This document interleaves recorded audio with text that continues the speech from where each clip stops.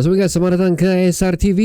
Maka itu adalah keputusan final untuk round pertama yang berlaku di Stadium Bandaraya di antara Penang dan juga Sabah FC. Kita berjaya. Wih, Alhamdulillah guys. Kecut jugalah sekejap bila kena tengok lead oleh Pulau Pinang tu.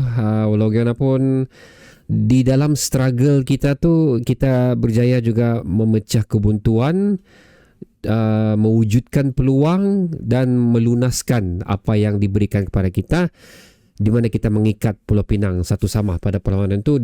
Kita kira penghujung perlawanan lah. Dan seperti mana aku katakan, betapa pentingnya tunjang utama di bahagian pertahanan kita tu, dan mereka adalah individu yang memastikan 1-0 itu terlebih dahulu kekal sebelum berjaya menyamakan kedudukan melalui Gabriel Perez, yang agak kontroversi jugalah keputusan tersebut. Pada mulanya aku ingatkan handball, tapi apabila diperhatikan semula adalah kekasaran yang dilakukan oleh Ramadan, itu kan nama penjaga gol Pulau Pinang tu, terhadap Gaby, dan peluang tersebut disempurnakan oleh Gaby lah daripada sepakan penalti. Aku katakan juga pemain Pulau Pinang iaitu Dallin Wenzel Hall tu adalah individu yang perlu diperhatikan, dan dia telah memulakan dan mengakhiri kesemuanya selepas gol tersebut, dan terbuktilah dia memang individu yang memang sepatutnya diberi perhatian yang lebih oleh pertahanan Sabah FC di dalam perlawanan ini. Aku perhatikan itu tau. Aku tengok beberapa peluang yang dimiliki sebelum ni, ada gerakan solo dia sendiri, dan dua movement dia sewaktu dia membuat gerakan sendiri untuk menghasilkan gol sendiri. Beliau tu aku merasakan macam agak sukar untuk beliau lakukan, kerana ianya dikawal ketat dan ditutup ruang lah. That's why kenapa peluang-peluang yang dimiliki itu cukup bagus tapi gagal disempurnakan dengan baik oleh beliau.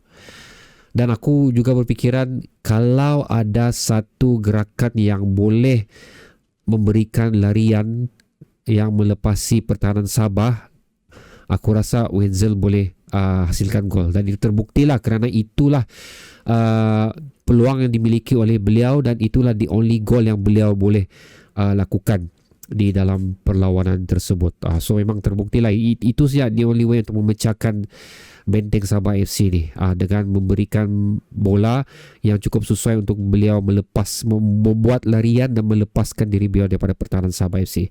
That's the only way. Dan itu memang telah dilakukan, dan thankfully itu sajalah gerakan yang mampu mereka lakukan lah, yang untuk memecahkan benteng Sabah FC itu. Kalau ada lagi 1, 2, 3, aku rasa parah kita dalam perlawanan ni. Again, itu untuk Penang, tapi untuk Sabah FC seperti mana aku katakan, kepentingan benteng Sabah FC kebergantungan kepada beberapa pemain tersebut, dan beberapa pemain tersebut juga telah diturunkan, dan ia telah membantu keputusan hari inilah. Aku rasa kalau tanpa mereka kita akan gagal di pusingan pertama ni. Itu yang boleh aku katakan. Tak juga lah aku katakan Sabah FC bermain bagus pada perlawanan ni, pasal kalau kita tengok dari segi statistik pun, shot on goal 18 untuk Penang, 11 untuk Sabah. On target 8 Penang, 4 Sabah. Kalau dari segi shot percentage, 44% Penang, 36% Sabah. Even corner pun memang dia orang juga yang lebih lah tu, 9 untuk Penang dan juga 7 untuk Sabah. Offside 2. Maksudnya memang mereka lebih memiliki perlawanan ini jika dibandingkan Sabah FC.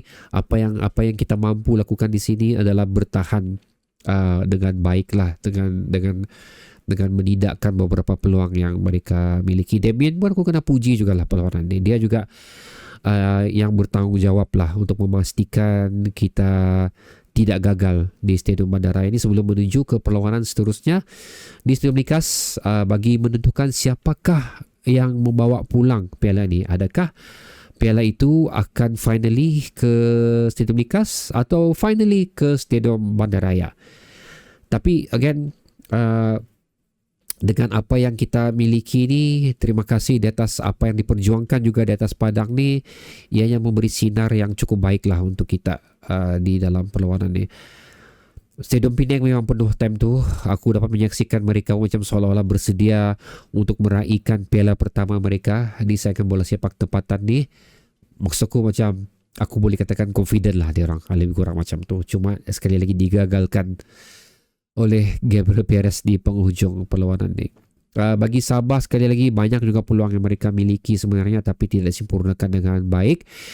Cuma apa yang aku perhatikan di sini selepas kemasukan Jeffrey Chew tu macam beliau bertanggungjawab lah untuk terhasilnya gol tersebut dan beliau juga bertanggungjawab untuk terus memberikan tekanan kepada benteng Pulau Pinang pada perlawanan ni kerana macam kalau aku nak silap yang hampir berlakunya